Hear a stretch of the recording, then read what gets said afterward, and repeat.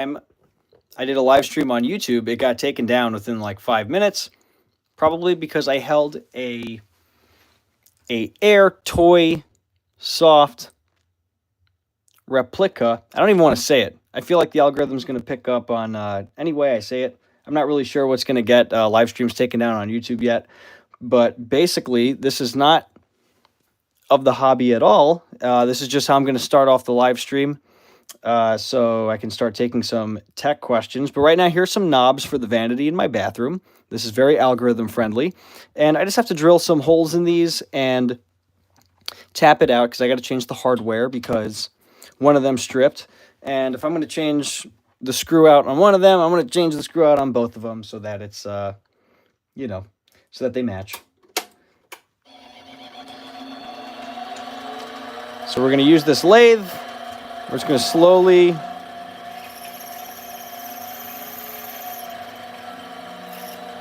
slowly ream this hole out.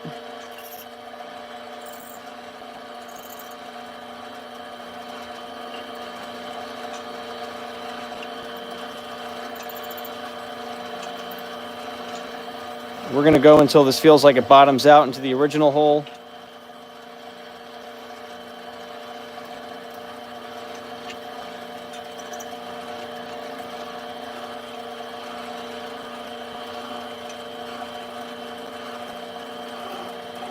All right, we bottomed out.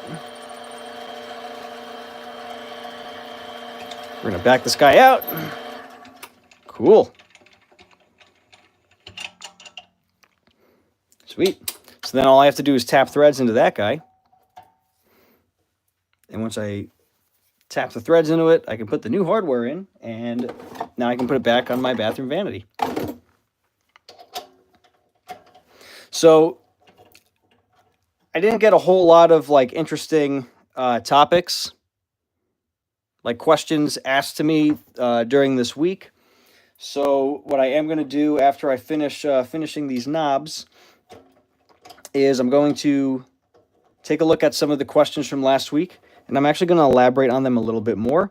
And maybe we'll look at something I'm currently working on without disrupting the algorithm.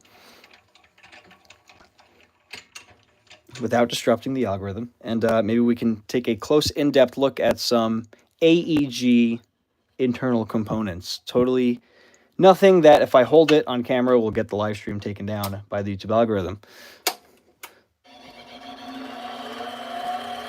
Right now, we just got to get these knobs fixed.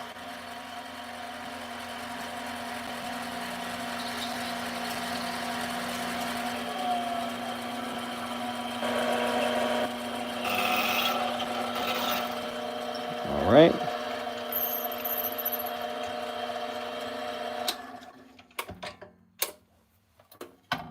Cool. So both of these knobs are re-drilled.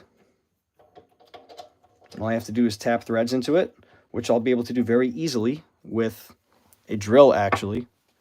Little hack. But this is just the introductory to this live stream before we actually get into the tech stuff. I don't know if the algorithm just looks at like the first 5 minutes of a stream, and if you like say a curse word or something bad, then they take it down. Not really sure.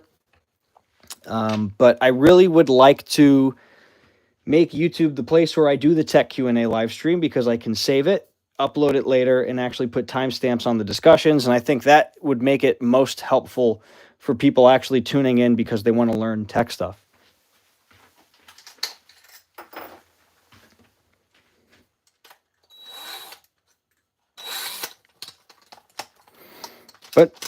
So we have some straight holes in these knobs. So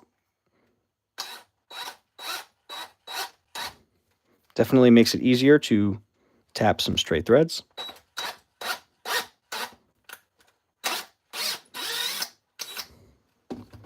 Okay. Very quick and easy. And look at that. Now it will do metric threads. Now, obviously, I was not able to thread all the way through. I might have to change around with the length of the screw. But whatever. It's my bathroom vanity. Hi, bathroom vanity. Right after this, we're going to take a look at the digital whiteboard of truth, the tablet with the drawing on it. We'll look at the other questions, and we will get into deep details about AEG tech stuff.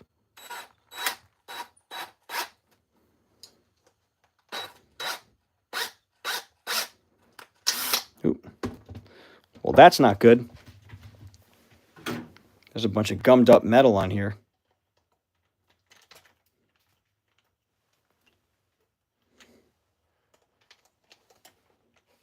There we go.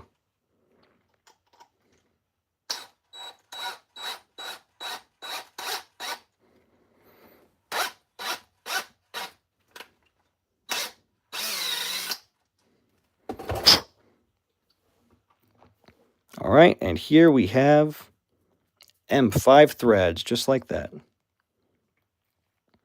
And I actually like that they're nice and tight. It means I can actually torque these down, and these knobs are not going to go anywhere. They're going to stay on the bathroom vanity. It's very nice. Cool. So these are good to take home. Now let's get to the actual tech Q&A.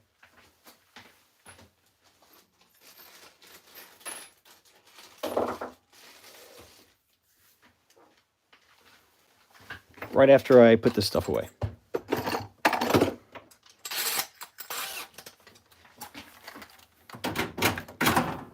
So yeah, this Harbor Freight lathe has been a very useful tool.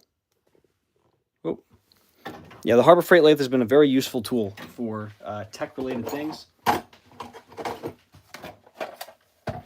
And I'll just finish cleaning this stuff up after the live stream. Let's be very careful about what we get in frame here. Oh. Okay, here we go. We're going to fix the camera orientation, and I'm actually going to shut this light off so that I get rid of the glare. And we can take a good look.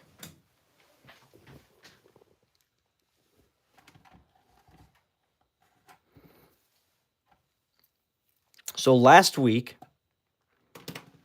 we looked at the patient build and all the things that it had going on and all of that. We talked about the Titan 2. We talked about nozzle length.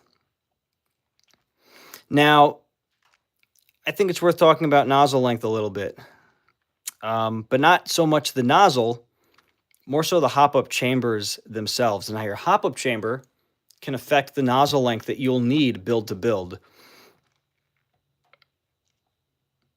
And then we talked about gearbox brands that are easiest to learn teching on. And I gave a bunch of tips last week. And this is all on Instagram, not on YouTube, because that one got taken down. But let's open this guy up. Let's take a conceptual look at this first. And after we take a conceptual look, perhaps after we take a conceptual look, we could pull out some hop-up chambers and nozzles, and maybe we can measure some stuff, and we can kind of prove what it is we're talking about here.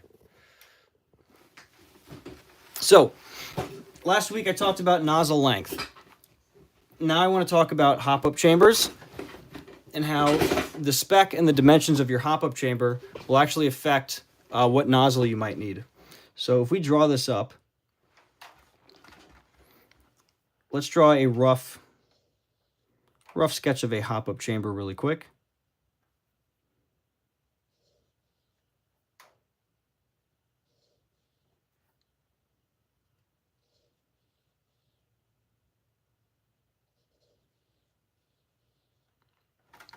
So here's our rough sketch of the hop-up chamber.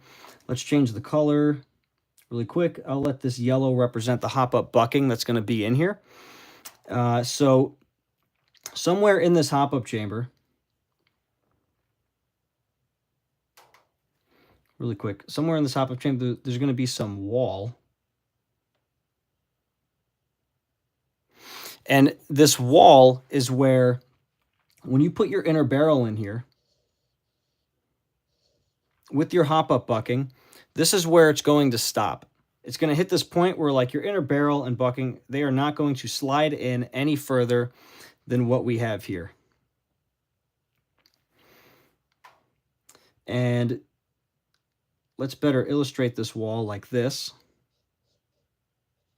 And we'll fill it in.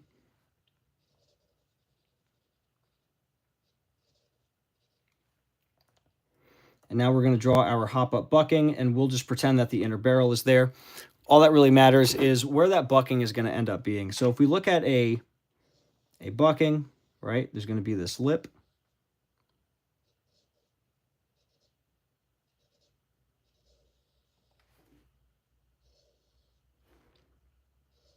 And this is our bucking, right? We're kind of cutting out everything that's on the right side. But here's our bucking. Now, your nozzle is going to come in.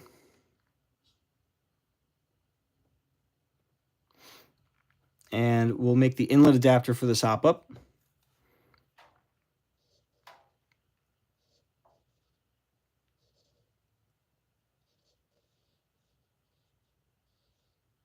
So the inlet adapter, this is what actually inserts into the front hole of your gearbox shell.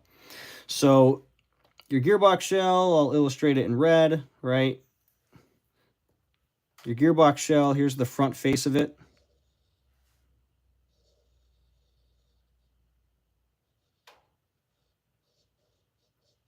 All right, and that's the front screw for the gearbox shell. And that's the other front screw for the gearbox shell. And this is kind of a almost cross-sectional representation. So here's the front face of your gearbox shell. And your hop-up chamber is going to butt up right against that inside of a hole, a cutout. And essentially what you want is you want to use O-rings or a spring on the end of your hop-up to essentially not allow your hop-up chamber to get pushed away from your gearbox. All right, and I think we should draw some BBs. And the BBs will be, we'll just use black outlines for the BBs.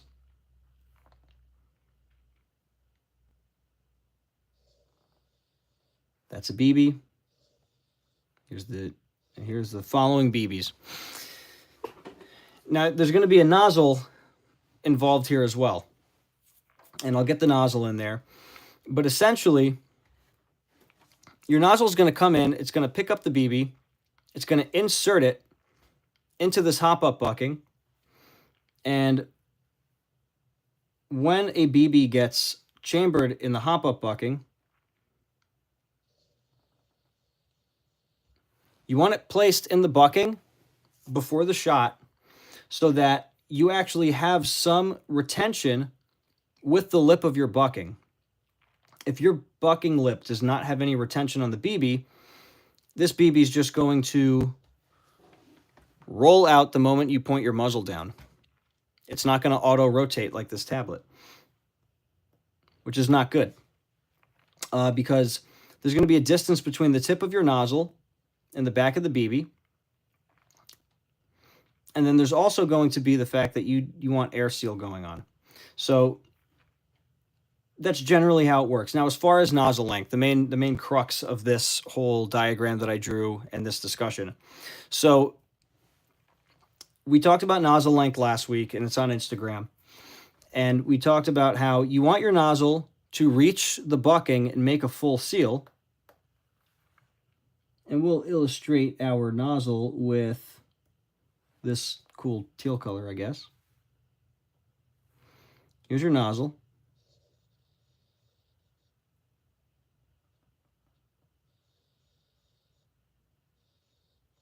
This is our nozzle. You want it to make a full seal. You don't want it to be so long that when it's all the way forward, it's pushing a BB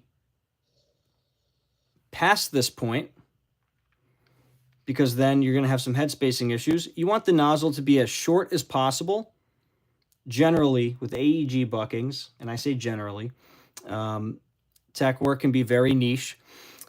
You definitely want it to be as short as possible in most cases, while still maintaining a full air seal. You don't want any air escaping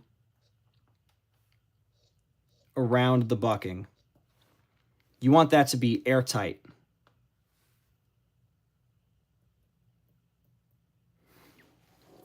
Right? So ways that you can change your nozzle length is to just get a different length nozzle. There's a bunch of nozzles on the market, and if we're looking at like a basic version 2 M4, here is a VFC nozzle. This is like 21.75 millimeters usually. All right, and let's say this nozzle in this setup was too long and it was over inserting BBs.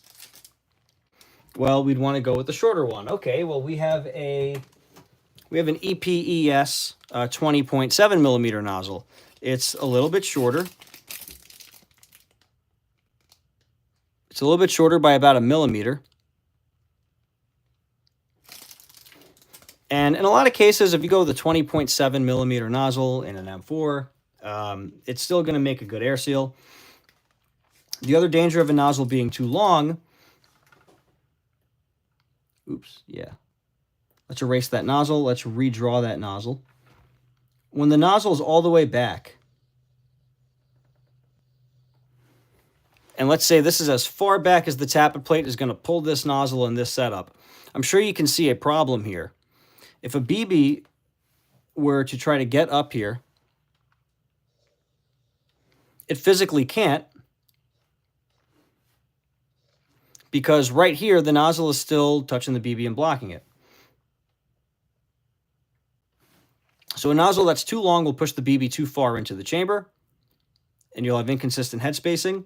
And when it's all the way back, it could have a tendency to not let BBs feed in there. And that will also be dependent on your tappet plate, the location of the delay cam on your sector gear, etc., etc.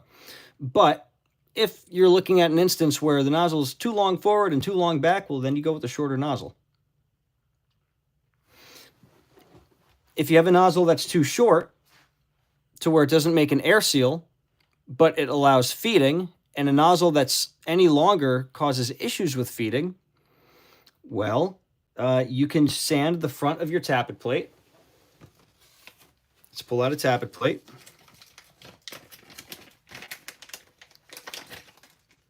If you sand the front of your tappet plate by like a millimeter, that will effectively let your tappet plate sit a millimeter further, thus letting your nozzle go a millimeter further.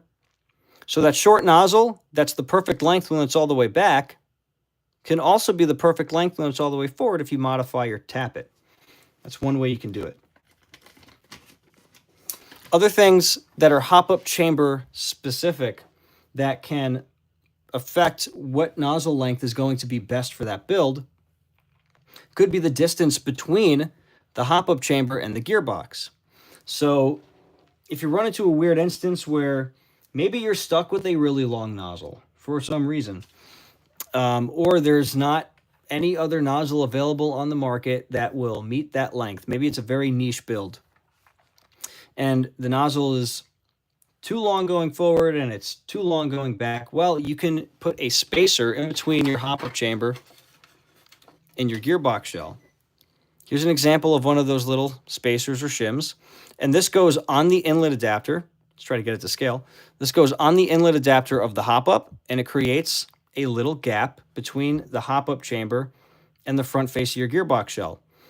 And that effectively pushes your hop-up chamber away, which means that when you don't have the spacer, if the nozzle is too long, well, you can shorten the nozzle or you can move the hop-up away. And you can move the hop-up away, and now it's not too long. Oh, and it's not too long going back either. So that's another solution.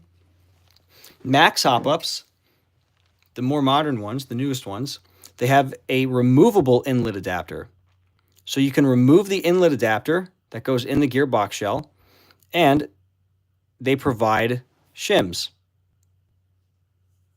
And you can add or remove these shims, and that's basically another way to offset the distance between your whole hop-up chamber, and the front face of your gearbox shell. So it gives you a lot of means to tune that. If you don't have an adjustable inlet adapter, and let's say you did a VFC M4 with the stock shell and the same tappet plate and the same nozzle every single time, and it worked, and now you're doing another build, and all that's changing is the hop-up chamber itself. Well, not every single M4 hop-up chamber is going to be made the same. Each factory, each company, they're going to have their own tolerances going on here. So specifically, I want to look at the distance.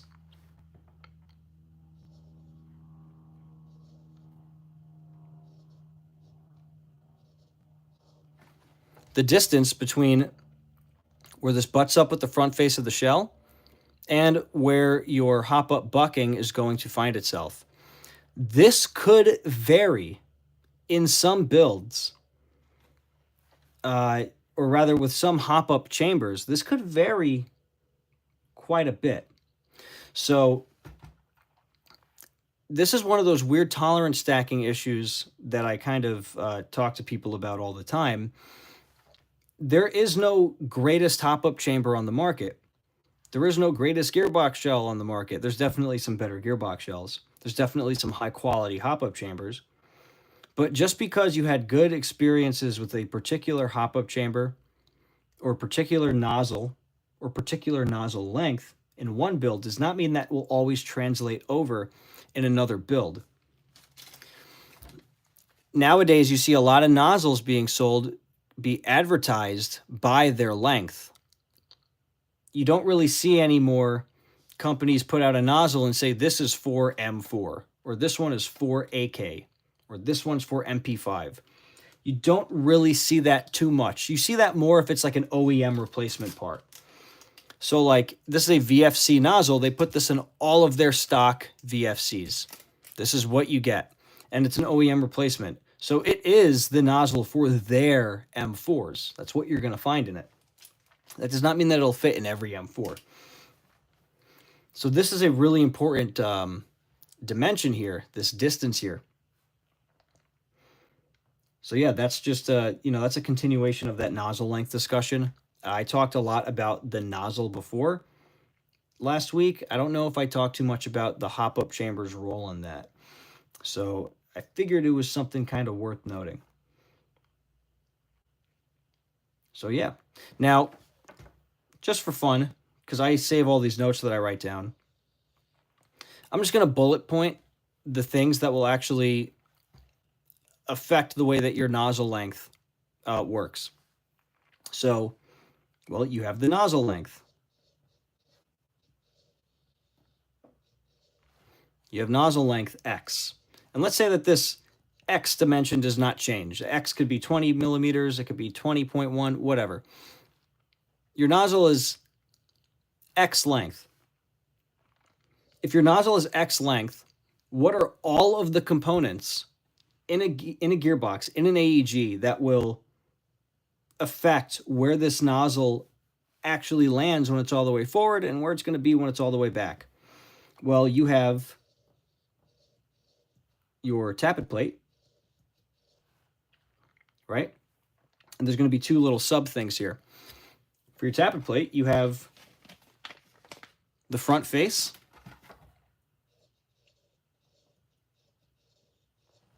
and you also have the fin. So not every tappet plate on the market is made equal, and unlike some other parts, you see with tappet plates that they are very intentionally not made equal. If you look at some different V2 tappet plates from different brands, you'll see some wildly different fin profiles. And some of these fin profiles are going to allow the tappet plate to get pulled back further than some other fin profiles. So front face, and I'll put in parentheses here, forward length. And then we have fin profile.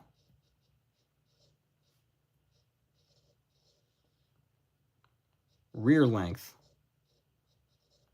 And when I say forward, I mean when the nozzle is all the way forward. And when I say rear, I mean when the nozzle is pulled back as far back as it'll get pulled back. In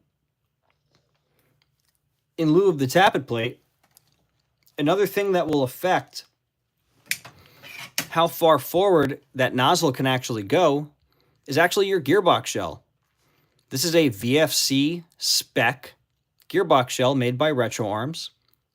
And that means it'll fit really well in VFC receivers, but something that might differ on these from the OEM shells is what is the thickness of the wall. So let's continue drawing our little gearbox shell here. There's a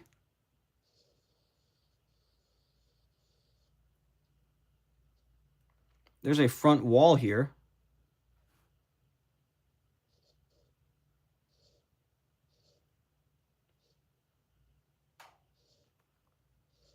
Where your cylinder head's going to go. And the thickness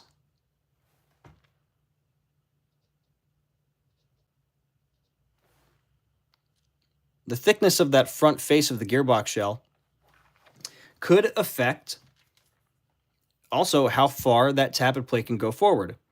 Some shells are going to be thinner up front, and it just so happens that those shells being thinner up front will let your tappet plate go a little bit further than some other shells. If you look at a Crytac shell, they notably have a thicker front wall. So it's kind of a trend with Crytacs to have to use a slightly longer nozzle, usually as a consequence of that gearbox shell. So that's one other dimension there. So we have the gearbox shell.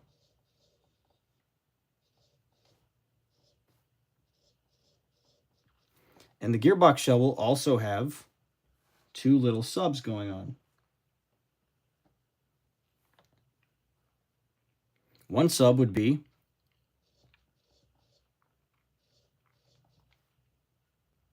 front wall. Oops. And the front wall will affect what that length of the nozzle is when it's forward. Another thing is, due to the placement of the cylinder head and the type of cylinder head that you're using, because the cylinder head will also have its own dimensions, the cylinder head might actually restrict your tappet plate from going back further than it actually probably could. So if the tappet plate hits the cylinder head before it's able to realize its full retraction potential, that can also stop it. Now, that could be a consequence of where the gearbox shell places the cylinder head. So cylinder head placement.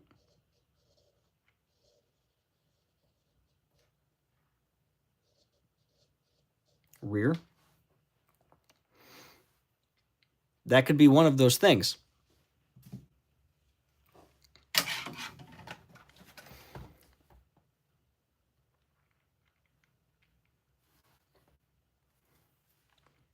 And then we have the cylinder head.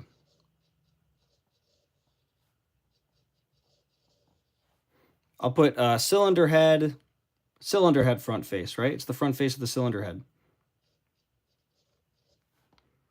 which will affect the length of the nozzle when it's all the way to the rear.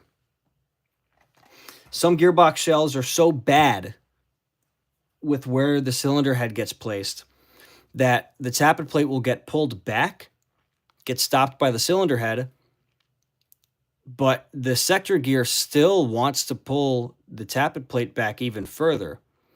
And now the tappet plate has nowhere to go because it's stopped by the cylinder head. And that gear is going to keep going. And I've seen tappet plates snap like that in the past. Probably some older G&Gs from probably around 2018, 2020. Not the newest G2 gearbox, but like their ARP9 gearboxes, what you'll see in their ARP gearboxes. I see that happen. I've seen that happen a lot with those. So where are we at? So if the nozzle length is fixed, and that's our control variable. Where are we at so far with variables that affect the forward and rearward length of the nozzle? So we have front face of the tappet plate. It can be sanded to go further forward, or if you're really weird, if you have a really niche application going on, you can even glue a shim on the front of it. Very rarely would you ever have to do that, and very rarely would I recommend that. It'd have to be a very weird use case to where it's like, okay, you have to do that. But there's that.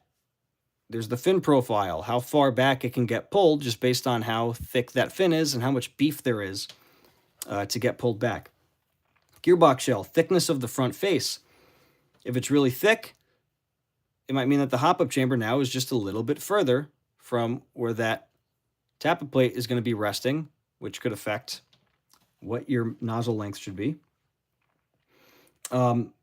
Cylinder head placement, due to the gearbox shell, could affect how far back it can go forward. And another mod you can do to deal with that is you can shave the back face of the tappet plate too. The same way we would shave the front face to let it go more forward. If you have one of those weird builds where you're dead set on your tappet plate, you know you want to use it, you know you should use it, but the cylinder head placement, due to the shell, will not let you pull it back all the way. You can take about 1 millimeter or so off of the back face of the tappet plate as well. And then we have the cylinder head itself. The cylinder head has that wall. Your gearbox shell might place it in a good spot, but the cylinder head, because they have their own tolerances, that can have some play. Now, when we look at these dimensions, right, the thickness, and we look at like the thickness of the front face of the gearbox shell, that distance between where the hop-up chamber butts up with the shell and where the bucking is going to end up. And when we look at the cylinder head dimensions, these could be on spec with most TM spec version 2 parts, let's say, but they might have a tolerance of plus or minus. It's not going to be as drastic as 1 millimeter in most cases. It could be like 0.025 millimeters. And that's usually not enough to make or break a build. But when we talk about tolerance stacking, if we have a really thick gearbox shell up front, and we happen to have a larger than average tolerance for the distance in the hop-up chamber from back here to where the bucking lip is, and you're running a nozzle that is of X length, which might be a little bit shorter than average, and maybe you have a really thick front face on your tappet plate. These are all tolerances that if all of these dimensions are on the plus side, you stack all those tolerances individually, they might not be deviating 1 millimeter, but when you add all of them together, it could represent a huge margin for whether or not that nozzle will actually make it all the way forward to make an air seal or get pulled back far enough to allow BBs to feed. So there's a lot going on there. And in the hop-up chamber, it can get even crazier, right? So we're assuming this bucking can be placed here, right? Sometimes this distance is not affected by what's going on here.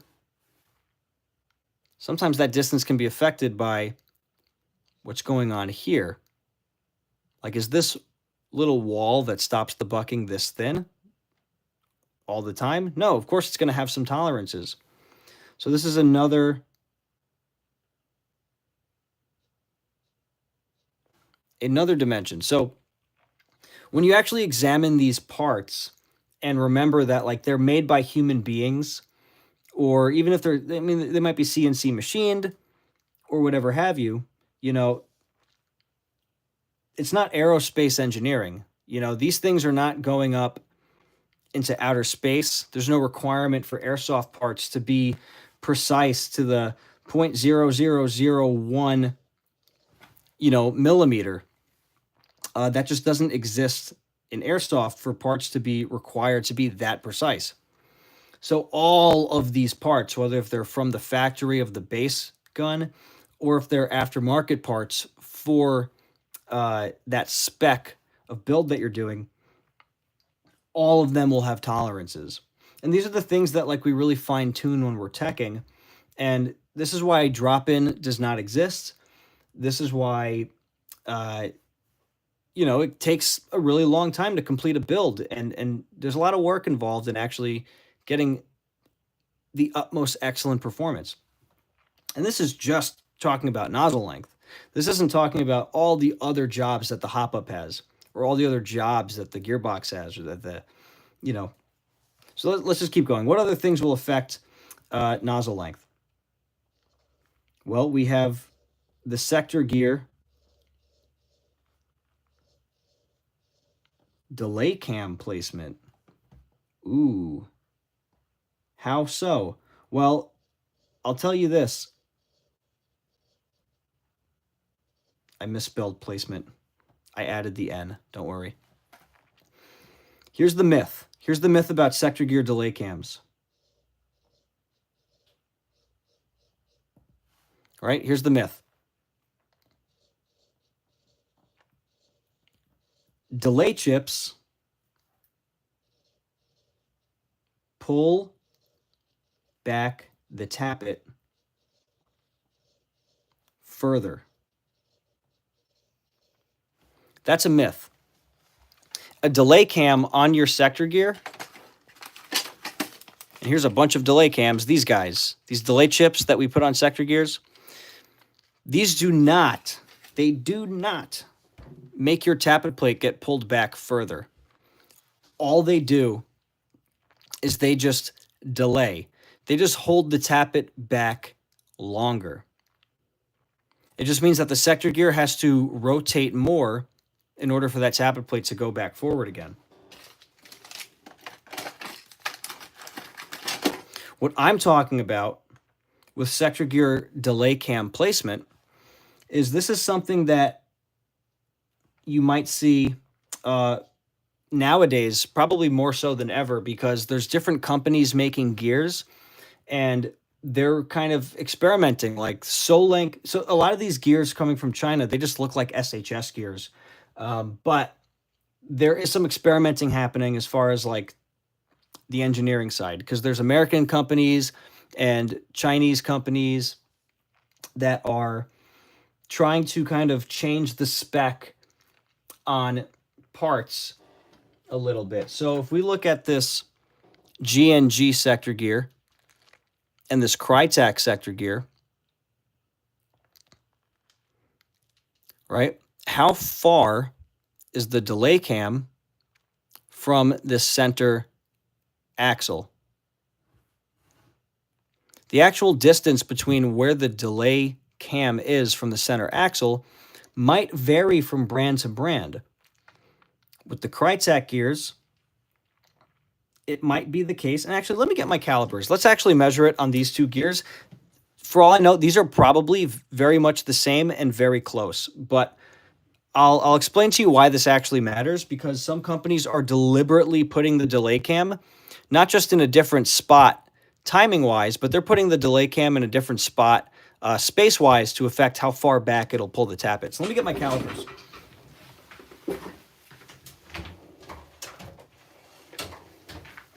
We got the trusty Harbor Freight, the trusty Harbor Freight calipers. Ew. Let's wipe that off.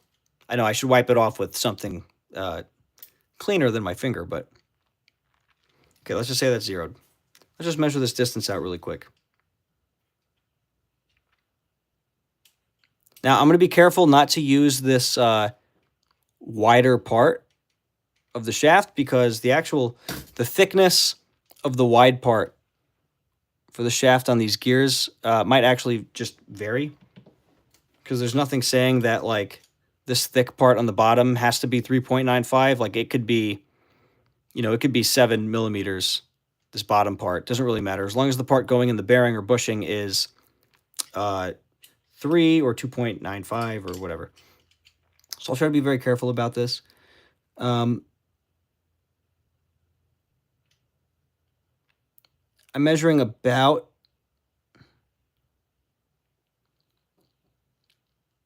10.82 here, and let's see if there's any significant difference here. Yeah, that's definitely closer. Definitely closer. And that's closer by like, what, you know, maybe 0.2 millimeters. But here's the idea here. And I think I should probably draw a sector gear. All right, get ready for my bad drawing of a sector gear. Here's the center shaft, right? Here's the whole sector gear. Very not circular, doesn't really matter too much. Here's the teeth, right? That's not the part that matters. What matters is, here's our delay cam. This is what's pulling the tappet plate back. If we have a tappet plate, as this guy rotates, it's going to pull it back, and then as it comes back down, it's going to allow the tappet plate to go forward again. This distance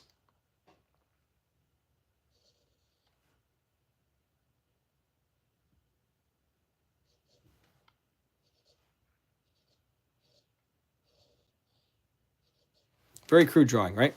But this distance, the further the delay cam is from the center axle, the further back it'll pull the tappet plate back. So if we're looking at this, that's roughly where it should be. And if we pull this back, when you look at it from this angle, you can totally see how if this delay cam was further from the axle than it is right now, let's say it was further back by like, I don't know, that much, it will affect how far the tappet plate gets pulled back. Now, obviously, you can't go too crazy with this. Manufacturers can't go too insane with trying to pull the tappet plate back further by moving the delay cam away from the middle, because at a certain point, you know, your tappet plate's just going to ram into your sector gear. But understanding that there is some slight variance there, mixing that up with the actual fin profile of the tappet plate, sector gear delay cam placement, it's going to affect the length of the nozzle when it's all the way in the rear. And that's just nozzle length. We're not even talking about tappet timing or how it's releasing it, how it's picking up the BB, can it overcome mid-cap syndrome? We're not even getting into those weeds. So let's try to think a little bit. Nozzle length X. Nozzle length does not change. The front face and fin profile of your tappet plate will affect nozzle length. Well, like functionally will affect the nozzle length. The nozzle does not physically change its length if it's nozzle length X, right? Fixed nozzle length. But the way it's going to behave, tappet plate will affect that, gearbox shell will affect that, cylinder head will affect that, sector gear will affect that. Looking at the cylinder head, by some extension, the cylinder will also affect that. If the cylinder head can go back a little bit further, but the cylinder can't, it's just going to get stopped on the cylinder before it gets stopped on the cylinder head. But that's a big myth. Delay chips pull back the tappet plate further. They do not. They just delay stuff. Let's see. What else? If I can think of any, what might affect how far back the tappet plate can get pulled? I'm going to have to open a new page for this because I'm going to show you the biggest one. I'll show you this is probably the weirdest one I've ever seen, and I've only seen it in one gun. It was the LCT RPD, and you're going to really have to bear with me for my drawing here. I apologize in advance. But there's a track inside the gearbox shell that this tappet plate has to ride on. So if we were to flip the gearbox shell and look at it this way, right? And if we're holding our thing this way and this is left and this is right, when we're looking at the right half or the top half of our gearbox shell, and here's our tappet.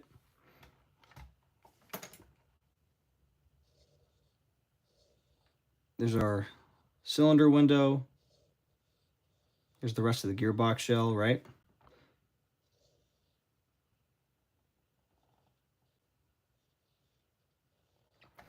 I'm intentionally drawing it this bad because I don't want it to look like anything that'll get my live stream shut down. Let's draw our tappet plate. We'll make our tappet plate yellow right now.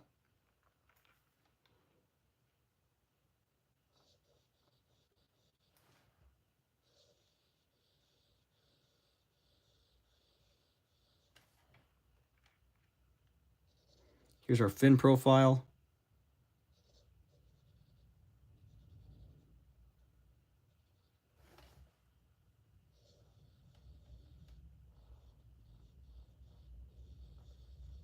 So here's this tappet plate, right? We just made it up.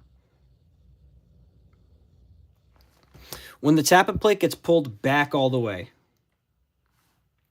when it gets pulled backwards, and it's as far back as it can possibly go, the sector gear, because it's pulling on this fin, the only thing that makes the tappet plate go back is the fact that there is a track above the tappet plate that prevents it from flexing. The direction of forces that go on here when the sector gear pulls this back, very much so, it wants to flex the tappet plate up. When there's a track on the top of the tappet plate, and we'll use the pen as the track, the tappet plate can't flex up because there's basically a guard. You know, there's a guard, there's a gate, training wheels, you know, the little guards when you go bowling that don't let the ball fall in the gutter. You have a track, right? So now if you have a gearbox shell that is absent of this track, let's kind of draw this channel out, right? It'll usually look something like this. And then there might be like a gap. And then there'll be another piece of track going on here. And usually the gap in the track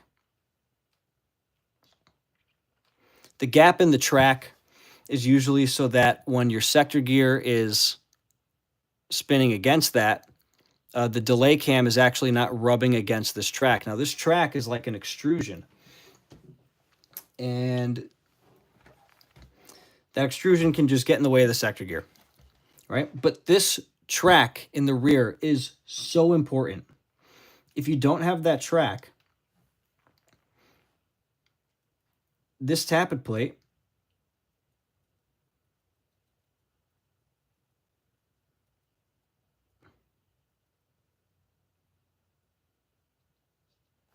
is going to want to flex like that.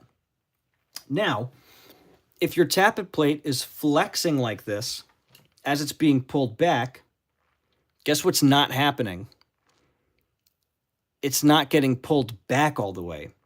So the LCT RPD gearbox, for some reason, that top half of the shell is completely void of that track.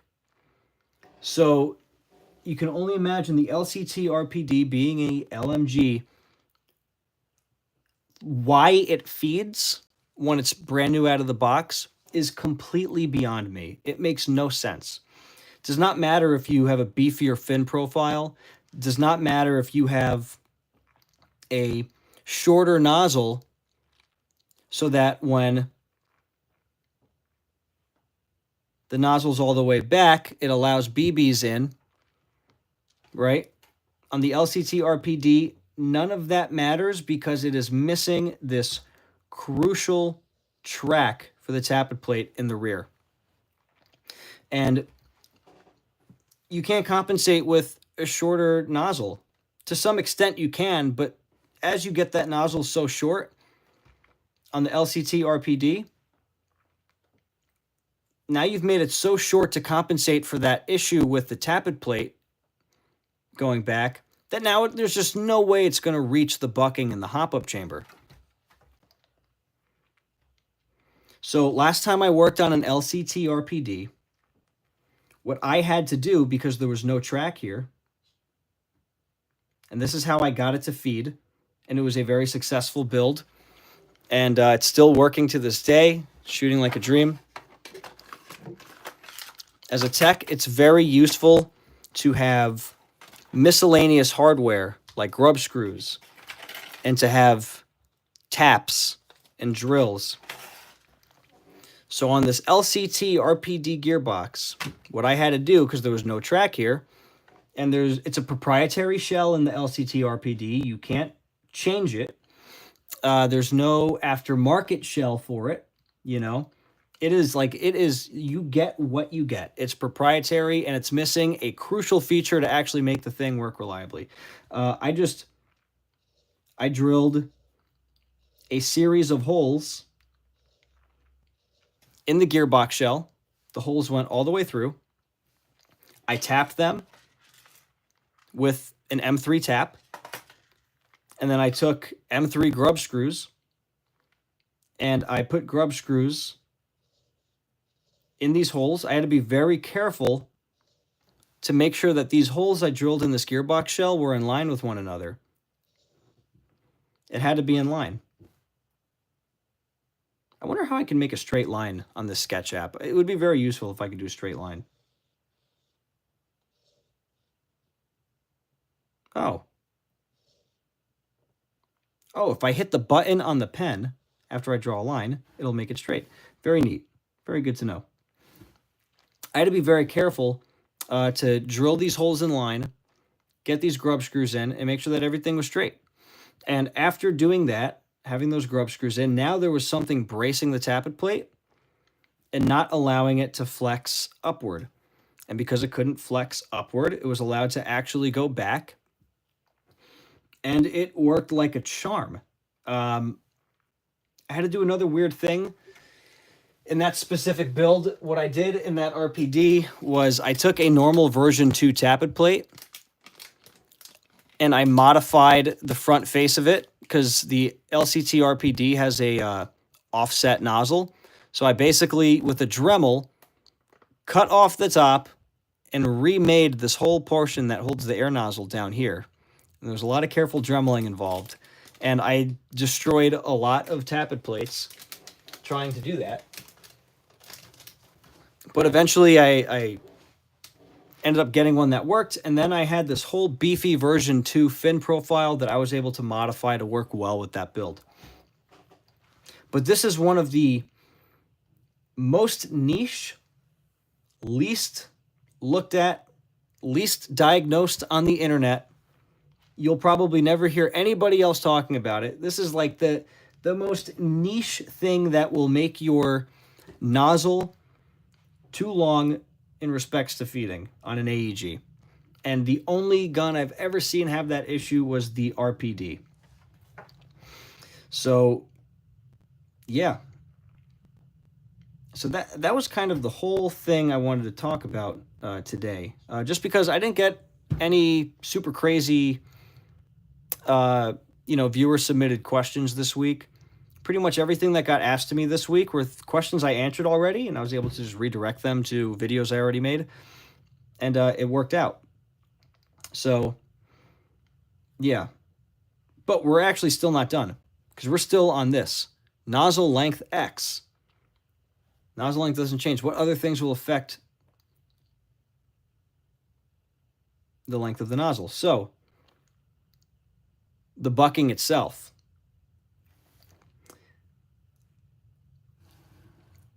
Buckings come in different shapes and sizes. And depending on the thickness of this wall and what you're working with as far as your tolerance stacking, if you have a bucking that has a longer lip, and if the longer lip on this different bucking is able to be longer without also preventing BBs from getting up, this illustration I drew here the lip can't be this long on this bucking because it will mess with the BB feeding. But in some hop-up chambers, a bucking that has slightly longer lips might not actually obstruct feeding. Or because this dimension might be a little bit squished on a different hop-up chamber, you get what you get. Well, if the nozzle lip is a little bit extended or if it's closer due to the bucking itself, you're probably going to need a shorter nozzle so that you're not overreaching. And conversely, if the lip of your bucking is significantly shorter, like it ends here, well, now you need a slightly longer nozzle to compensate for that. So there's a lot going on there, That's why it kind of pays to do a variety of different builds and to kind of take on the weird, unique stuff. As a business owner, I would love it if every build that I did was exactly the same, because it's way easier to kind of manage that. But when you get some unique stuff coming in, you have the same promise that you're going to put out quality tech work and you're going to get things to perform to a certain standard. And when you get those unique builds, man, you got to deal with all of these parameters, and they come up more and more and more if you take on a larger variety of builds. So we have bucking length, right? So we have,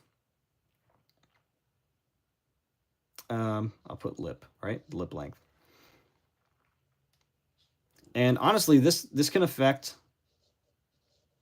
rear and forward. I can't spell. This will affect what you want. This will affect the rearward and forward length of the nozzle operationally, not literally. Again, these things don't actually adjust the length of the solid nozzle that you're using. It's just going to influence whether or not that length is long enough or short enough. So that's just the bucking. And I talked about it, but I want to list them all out. We have the inlet shimming. And just to touch on the inlet shimming again, inlet shimming is the shimming you do that will offset the entire body of your hop-up chamber away from the gearbox shell. So again, if we look at the max hop-ups that have a removable inlet adapter and they come with shims, you can add or remove these shims, which will then screw back onto the hop-up. And if you add a bunch of shims, it will push the whole body of the hop-up chamber away from the gearbox in increments of 0.1 millimeter or 0.25 millimeters if you're using their shims. And if you remove all the shims, well, now the whole body of the hop-up can butt up closer against the gearbox shell. And if it's closer to the gearbox shell, you don't need as long of a nozzle. And if it's further from the gearbox shell, you need a longer nozzle. So inlet shimming is also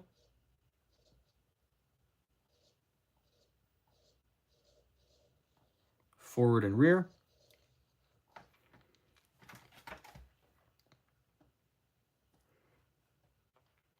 Now, not every hop-up chamber is going to have the adjustable inlet adapter with the shims. So again, I talked earlier about, I make these 3D printed shims, and these go on the inlet adapter of the hop-up chamber. And this is what makes the gap between your hop-up chamber and the front face of your gearbox shell, which all falls into inlet shimming. And I think we'll talk about this too, because I think this actually matters.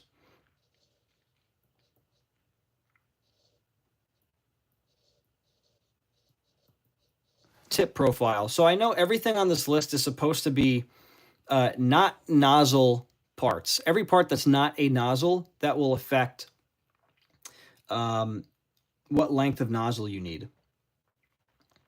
But when you look at the tip profile of your nozzle, and we'll just draw it in here. Here's our nozzle, right?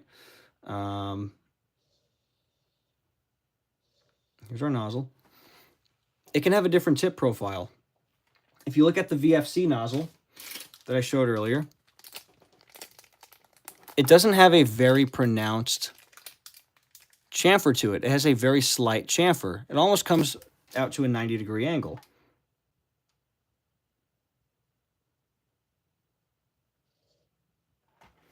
Like that. So if you don't have a crazy chamfer or a crazy radius on the tip of the nozzle, well, the angle of the lip of your bucking, right, it doesn't have to taper in as much. Because all of these buckings on the market for AEGs, they are going to vary a lot as far as those small little dimensions.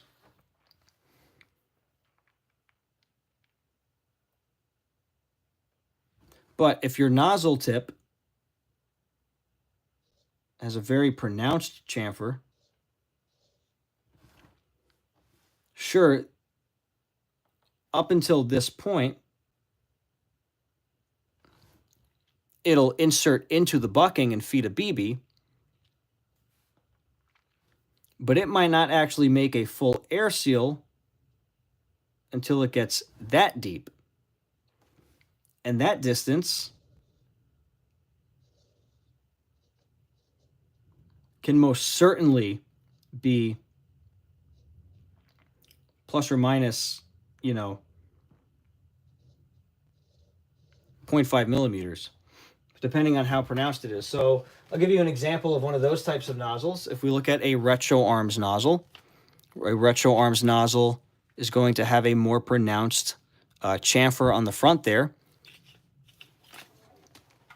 So with that more pronounced chamfer, it might be the case that when you insert it enough to get a good air seal with the bucking, maybe because of the tip profile, potentially you pushed it too far into the lip of the bucking to where you kind of lost that lip retention and the compression that comes along with that.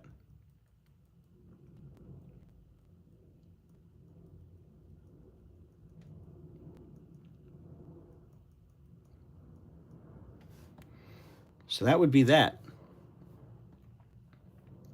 So we have tip profile nozzle, which could then, just jotting down for my own notes for future reference,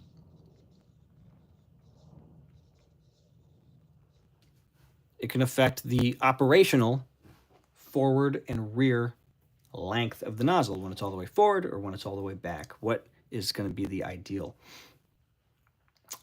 And then we talked about bucking length. I think it's also fair to talk about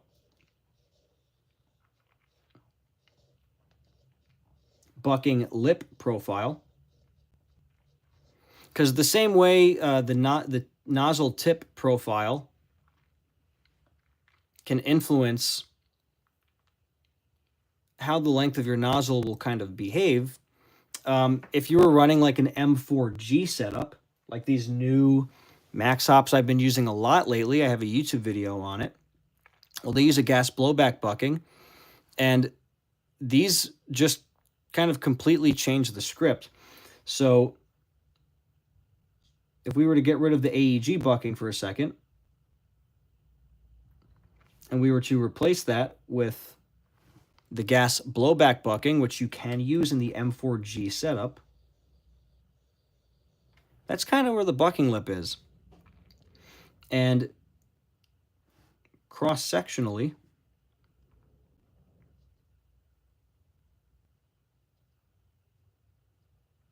this is what your lip profile kind of looks like. Instead of a outward cone like this, that the BB kind of goes into and the nozzle has to then make that seal with, the nozzle is actually making a seal with this thinner part, but it goes deeper, right? Now, the Max M4G hop-up is spec'd out to kind of compensate for standard AEG nozzle lengths, but again, it's also very easy with the M4G because the Max hop-ups have that adjustable, shimmable inlet adapter.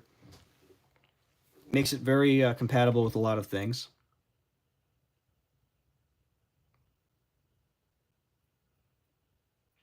So what we're looking at here is this is the lip profile of one of those M4G buckings. And we'll draw a BB. Here's our BB. And in a different color, we'll draw our nozzle.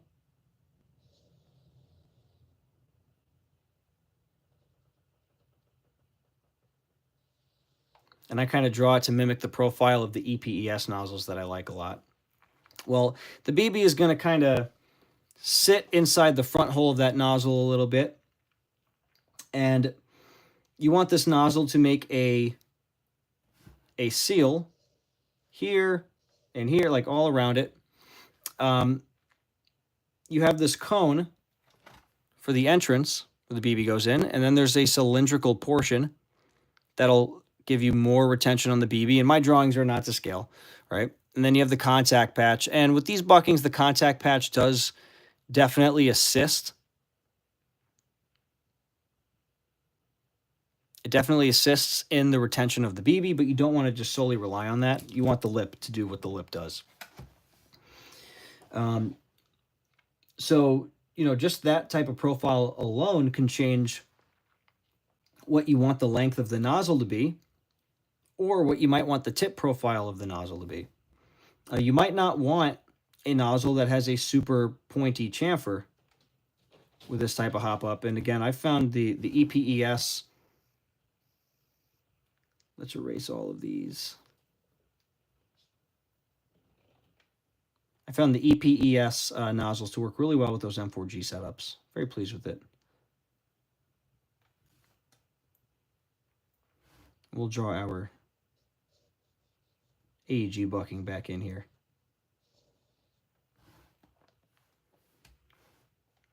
So bucking lip profile. Again, these things can affect to some degree. Now, like you look at all of these things listed, everything that's not explicitly the length of your nozzle. Again, just hitting the point home.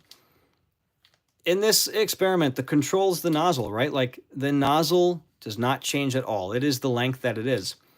All of these things discussed and written down in bullet points, these are all things that will actually affect whether or not your nozzle makes a full air seal when it's all the way forward, if it chambers BBs too far or not far enough when it's all the way forward, or if it goes back far enough to allow BBs to even chamber in. So yeah, that was about an hour, and I think that was a pretty good tech discussion, and I think this is a good standalone video. Next time somebody asks me about nozzle length, you know, I can show them all of these other things. Now, you might look at this and be like, this is overwhelming. This is like so much stuff to remember if I'm working on a build. You might also think like, I did a build once and I just bought these parts and put them together and didn't even think about all this and it shoots fine. And that's totally fine. And that happens. And it's nice when that happens. I prefer when that happens. I wish Airsoft parts had some stricter tolerances. It'd be nice if it was easier to install things. But that's not always the case. That's not the reality that we live in. But what this really does, right, understanding these tolerances, understanding these things that will affect the length of your nozzle, what this actually does do is it helps you make do when you're faced with a build where you don't have a lot of options. A perfect example, a M249 featherweight has a pretty proprietary length nozzle. You'll be pretty hard-pressed to find a nozzle in the US that's available that is the appropriate length for the featherweight nozzle, as in it's the same length as the stock nozzle. I think the stock featherweight nozzle is like 38. I forgot the specific length. Honestly, I HPA like every single featherweight that I do. But let's say the stock featherweight nozzle is 38.7 millimeters. And EPES makes a featherweight length nozzle that is the same length. But you have to get it from EPES. And maybe you don't want to spend $40 shipping on a $10 nozzle. But what is available in the US This is featherweight nozzle. What is available in the US is the EPES nozzle for the ASG Bren. Now, the ASG Bren has... So EPES makes two nozzles for these. They make the normal one, and then they make the extended one. Well, it turns out the extended ASG Bren nozzle, and again, I'm not remembering the exact lengths off the top of my head, but it's like 38.4 millimeters, right? Now, you might look at that and be like, oh, it's not the right length nozzle, it's not going to work. And I'm pretty sure the actual difference in length between these two nozzles, it actually might be greater than this. But you don't want to use this because it's too short, and you're like, well, when it goes all the way forward, it's not going to seal with the bucking. True, if you don't modify things, or if you don't cherry pick your parts. So if we look at what the difference is here, 38.7 minus 38.4, that's 0.3 millimeters. Let me get 0.3 millimeters on the caliper here. Here, even more. 0.37 millimeters. That's what that gap is. Right? And if you look at a tappet plate, and that 0.37 millimeter gap, and you compare that much difference in the length of these nozzles to the tappet plate you'll probably use in that featherweight, how much is 0.37 millimeters really when you know that, well, all right, your tappet plate, the front face can affect how far that nozzle actually goes forward. Well, I think you can totally sand off 0.37 millimeters off the front face of this. In fact, I'd go so far as to say that you can take off about as much as... You could probably take off about 0.4. And I'm eyeballing it, right?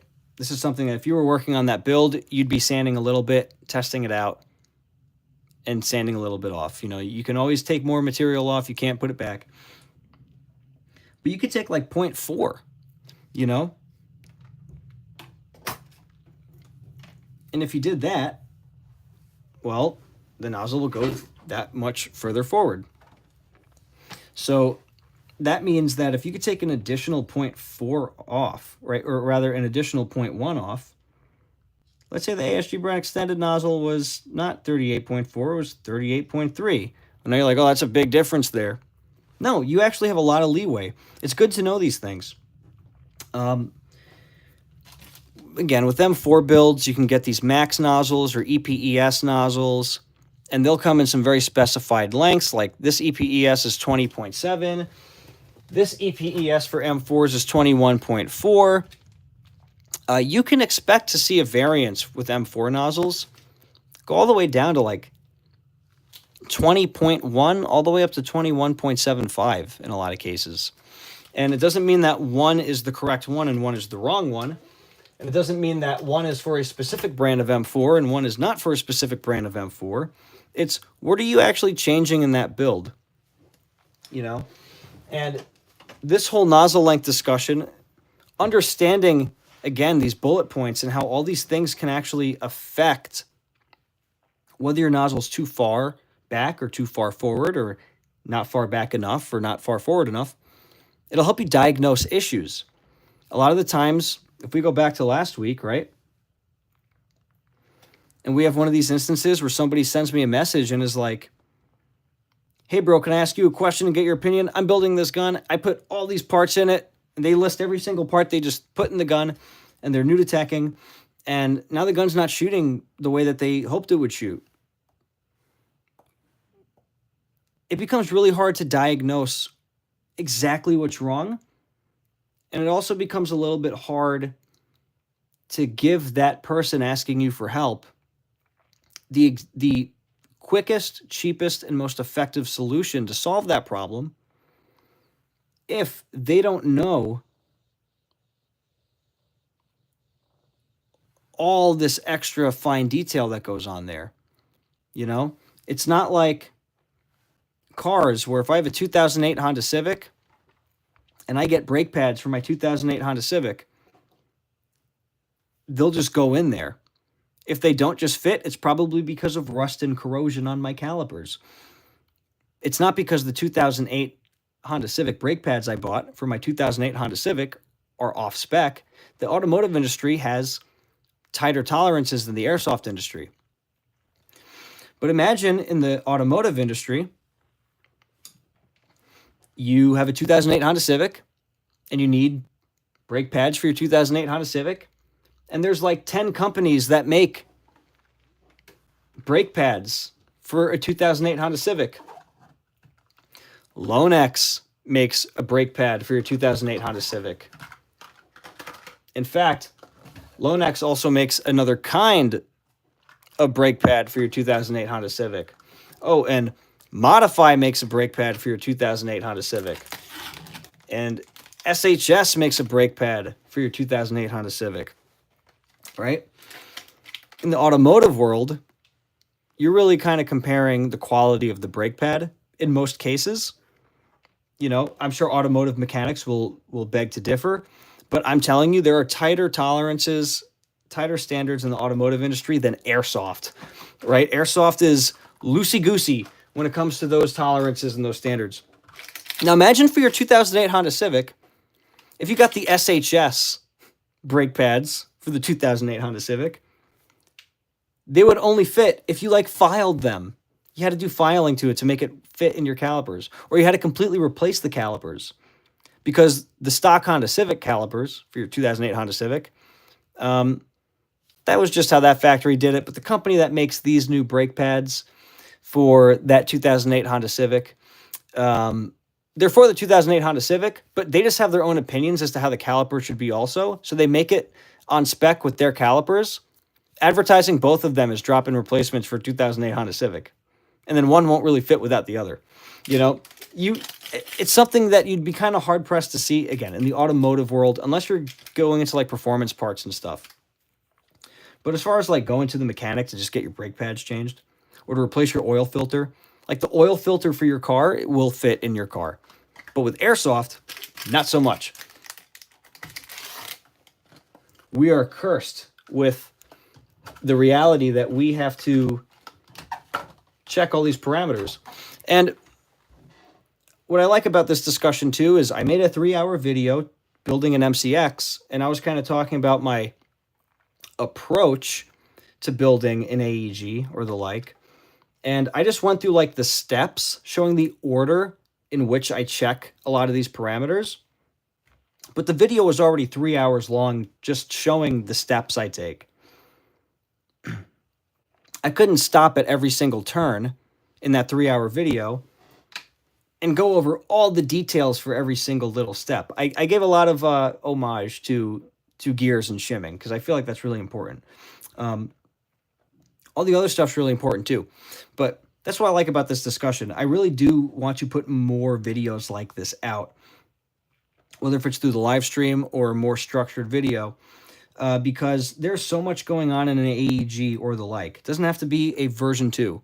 It doesn't have to be a VFC. It doesn't have to be the go-to brushless build that I personally like to do. It could be anything. It could be a weird PPS H41. You know, it could be an NGRS. It could be an ERG. It could be a discontinued build that is still an AEG for all intents and purposes. Motor, gears, piston, most of it's V2 compatible, or like an LCT RPD. It does not matter what the specific thing is, but understanding these relationships, it's going to equip you with what you need to actually just tackle all of them with confidence. You know, some builds will be very cursed because you just don't have the aftermarket support, and sometimes you are just kind of left out to dry. But in most cases, as has been my experience, you can do all of this for pretty much every AEG or the like. The only question at that point is it worth it to go this far for the specific gun you're working on? Is it worth it to do all this to an APS? No. Is it worth it to do it to a Valken? No. Is it worth it to put this much tech work, investment into parts, investment into fine-tuning, into a higher quality base build that you or your customer will actually like, yes, I think that's much more worth the time and money. So yeah, I think that's going to kind of conclude this live stream. You guys got to watch me start the live stream off by doing something not airsoft, not showing any airsoft replicas so the live stream doesn't get taken down. I fixed the knobs on the vanity for my bathroom, which is very algorithm friendly, and now we got to get into a good discussion. I'm actually surprised there wasn't a whole lot of interaction this time. Last time I did a live stream, there was a lot more live comments. And when I do Instagram live streams, I get a lot more comments there too. But this is something I'm going to continue to do. I'd like to put these out every Tuesday. And forgive me if my voice is getting very hoarse. I've been talking a lot nonstop all day. But yeah, today's topic, I think we kind of nailed it.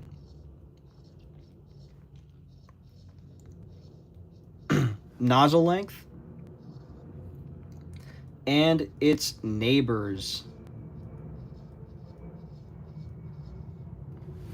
Nozzle length and its neighbors. There you go. This live stream will be saved and uploaded. If you happen to join in late and missed earlier parts of the discussion or me drawing my bad little diagram showing a gearbox and a hop-up, don't worry. You'll be able to go back and look at that. And later on, I'll go in and I'll actually put timestamps. So, yeah, that's all I got. Guys, thank you. Good night. God bless. And I'm out.